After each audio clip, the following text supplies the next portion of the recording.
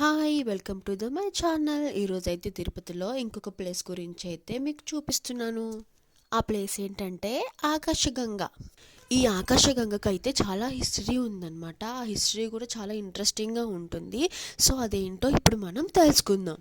ఒకసారి తిరుమల నంబి గారు శ్రమ అనుకోకుండా నిత్యం స్వామివారికి మహా ఆనందంతో పాప వినాశనానికి వెళ్ళి అక్కడి నుంచి నీటి కుండను తల మీద పెట్టుకొని స్వామివారికి సన్నిధికి చేరుకునేవారంట. ఇలా ప్రతిరోజు చేసేవారంట. స్వామివారు తిరుమల నంబి శ్రమను తీర్చాలనుకున్నారు. అయితే నంబిగారు వచ్చే దారిలో ఒక చెట్టు మీద స్వామివారు వేటగాడు రూపంలో అయితే చెట్టు మీద కూర్చొని ఉన్నారంట. స్వామివారు నంబి తీర్థం తేవటం చూశారు. స్వామివారు అప్పుడు నంబిగారిని ఇలా అడిగారంట, దాహంగా ఉంది, గుక్కెడు నీళ్లు ఇవ్వండి స్వామి అని అడిగారంట. అప్పుడు నంబి స్వామివారిని తెలియక ఇలా బదులిచ్చాడంట, ఇది దివ్య జలం, స్వామివారి అభిషేకం కోసం అయితే నేను తీసుకువెళ్తున్నాను, నువ్వు అడగకూడదు, నేను ఇవ్వకూడదు అని అయితే స్వామివారికి బదులిచ్చారంట. అయినప్పటికీ వేటగాడుగా ఉన్న స్వామివారు తాత నీరు పోసి ప్రాణం రక్షించమని వేడుకున్నారంట. నంబిగారు అన్నాడంట, నీ ప్రాణం రక్షించాల్సింది భగవంతుడు కనుక నువ్వు భగవంతుణ్ణి ప్రార్థించు అని చెప్పి నంబిగారు ఇక స్వామివారి సన్నిధికి అయితే బయలుదేరారు. ఇక్కడ కనిపిస్తున్నాయి కదండి, అవైతే రియల్ రుద్రాక్షలు అనమాట. చెట్టుతో కోసుకొచ్చి అలా పెట్టేశారనమాట.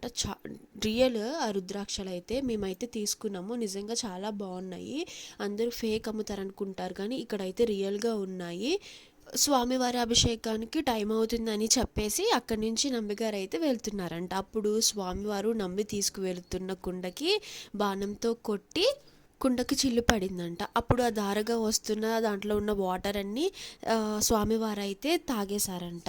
నంబిగారు అక్కడ సన్నిధికి వెళ్ళిన తర్వాత దీంట్లో వాటర్ లేకపోవడంతో చూసి చాలా బాధపడ్డారంట. స్వామివారి అభిషేకానికి చివరి నీటి బొట్టు కూడా లేకుండా కుండ ఖాళీ అయిపోయిందని చెప్పేసి నంబి బాధతో కుప్పకూలిపోయి కన్నీరు అయితే పెట్టుకున్నారంట. ఆ కన్నీరైతే కాలువల దార కట్టిందంట. అంత భక్తిని చూసి స్వామివారైతే ఆశ్చర్యపోయారంట, ఇంత భక్త అని. అప్పుడు వేటగాడి రూపంలో ఉన్న స్వామిగారు, తాత లెగ్గు, నీ పవిత్ర జలాన్ని నేను చూపిస్తానని చెప్పి రెప్పపాటు కాలంలో కొండ చివరి భాగాలకైతే తీసుకువెళ్ళాడంట. అక్కడి నుంచి బాణాన్ని ఎక్కుపట్టి కొట్టాడు. అక్కడి నుంచి నీటి ధార రావటం అయితే స్టార్ట్ అయింది. అదే ఆకాశగంగ అంటే.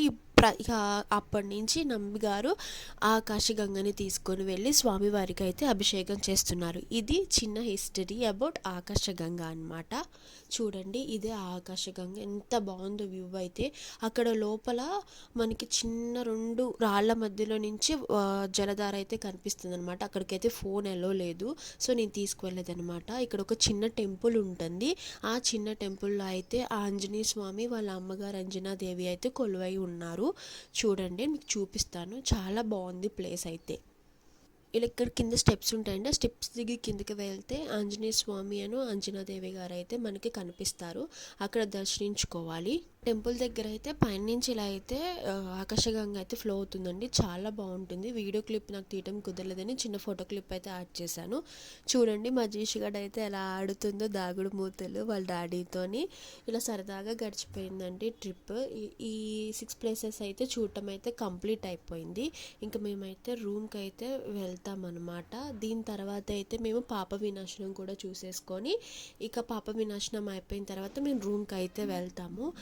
నెక్స్ట్ వ్లాగ్లో అయితే నేను పాప వినాశనం గురించి అయితే చెప్తాను. చూడండి, వ్యూ అయితే చాలా బాగుందన్నమాట. అసలు అయితే నా వీడియోస్ మీకు నచ్చినట్టయితే ప్లీజ్ సబ్స్క్రైబ్ చేసుకోండి. Thank you for watching.